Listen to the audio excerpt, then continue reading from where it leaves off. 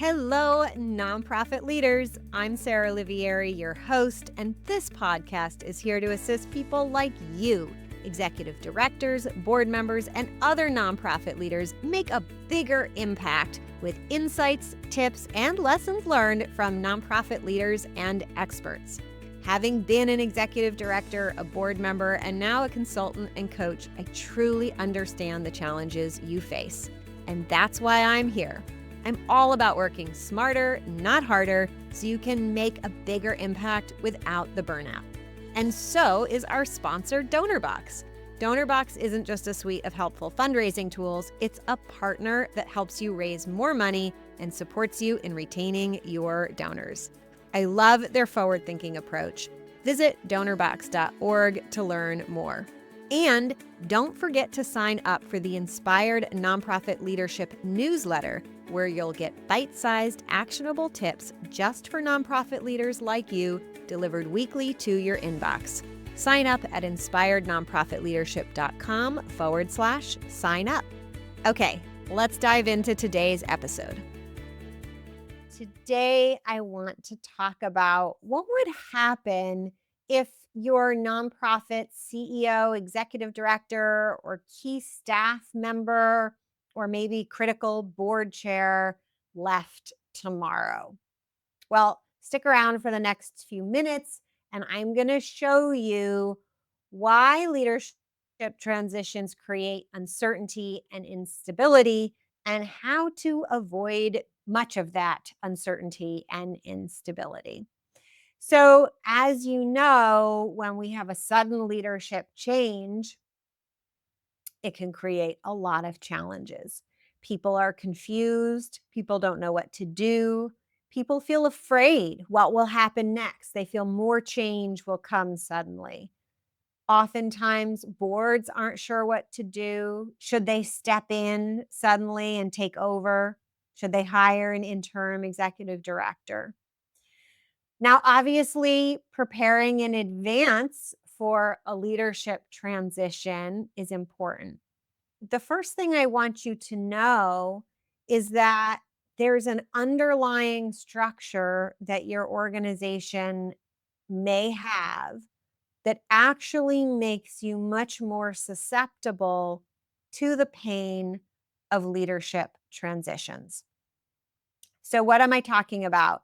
If you have some kind of org chart, or you have your staff organized such that, like, who supervises who is in charge of who, what you have essentially is a hierarchical system of leadership based on who has authority to control other people, to tell other people what to do or how to do their jobs. And this structure is actually very susceptible to leadership change instability.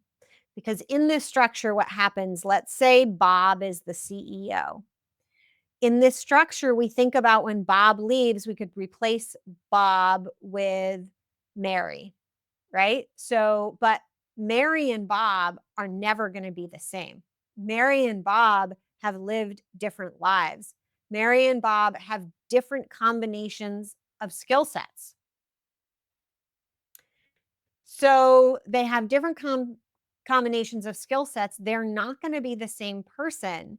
They're not going to lead in the same way. They're not going to carry out their authority in the same way. So when Bob suddenly leaves and Mary comes in, we have not only changed people, but we've actually, if you envision an org chart and you think about the people, like each box in the org chart, which represents a person, each box is also part of the machine, how it all works together.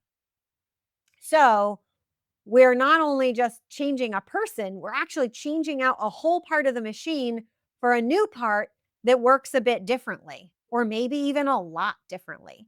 And that's actually where we get a lot of instability.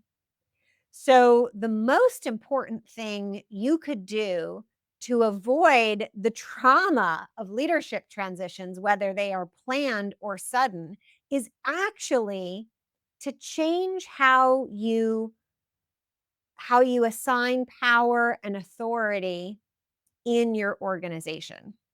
And I bet you were not thinking I was going to say that, unless you've been following my work for a while. For those of you who have, I'm talking about if you've heard me talk about the leadership blueprint, that the concept I'm about to introduce is baked into this leadership blueprint idea.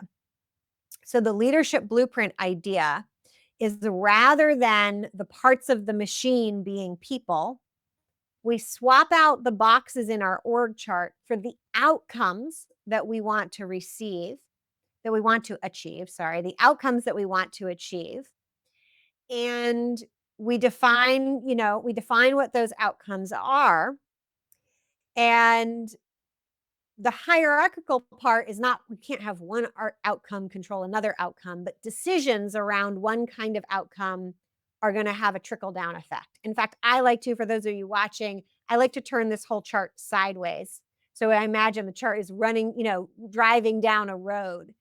So, and reach out to me if you'd like to see a full visual of this. But decisions around the outcomes related to the direction we're going to, right? Which is the right way to go, our visioning work, our innovation work. Those those decisions around which way the whole organization is going to go, that outcome will affect every other role within your organization. Next down the line are decisions about how fast we're going to get there, right? So if we try to go faster than we have resources for, people are going to be upset. If we go too slow, that's like, why go too slow? So someone needs to be getting everybody going at the right pace, and then keeping an eye out for putting pressure on the organization to get more resources if more resources are needed, if going faster makes sense, moving that next step forward in our capacity, in our speed. And then after decisions around outcomes related to resources, then we have decisions around outcomes related to programming and outcomes related to the actual development fundraising work. So each kind of layer impacts the other, right? We can only run so many programs if we only have so many resources. If somebody decides to get more resources, then we can expand our programming. But just because if we change the direction of one of our programs, it does not mean we've changed the direction of our whole organization. It does not mean we've changed all of our fundraising outcome goals, things like that. So it's we have a hierarchy of what impacts stuff behind it or below it.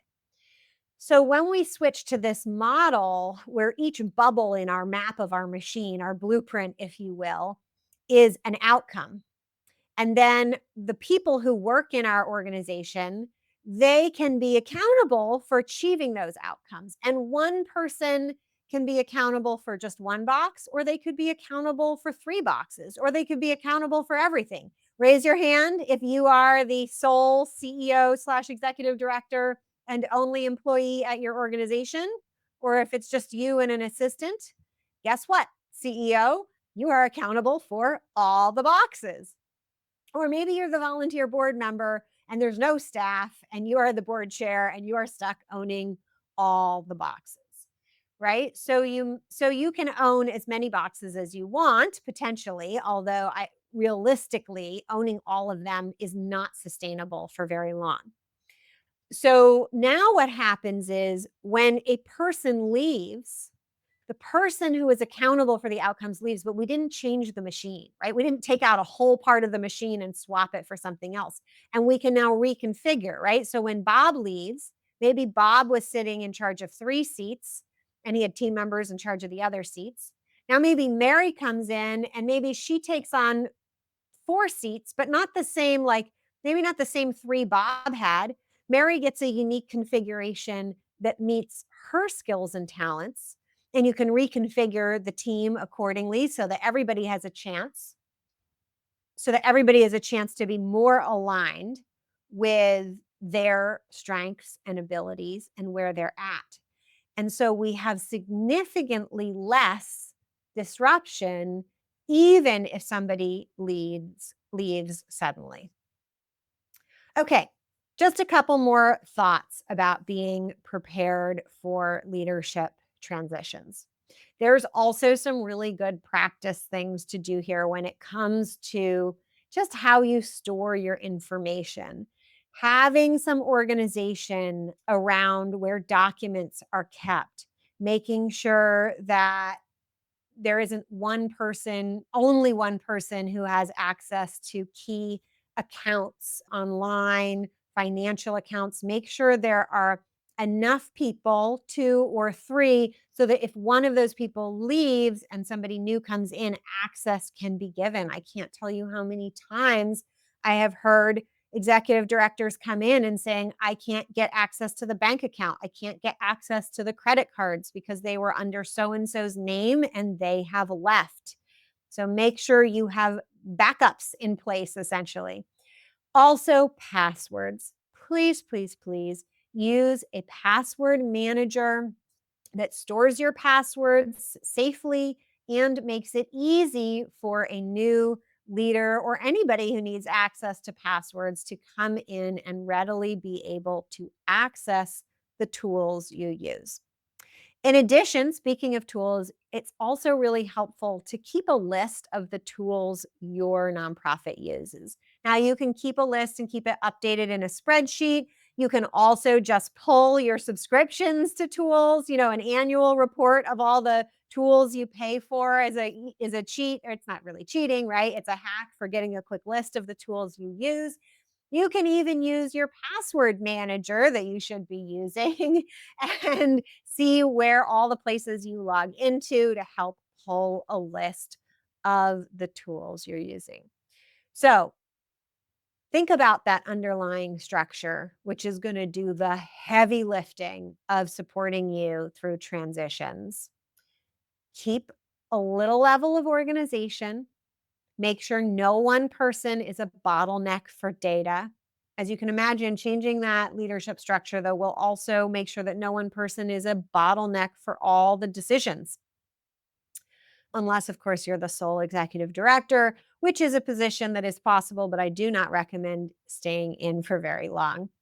So, preparing in advance makes all the difference.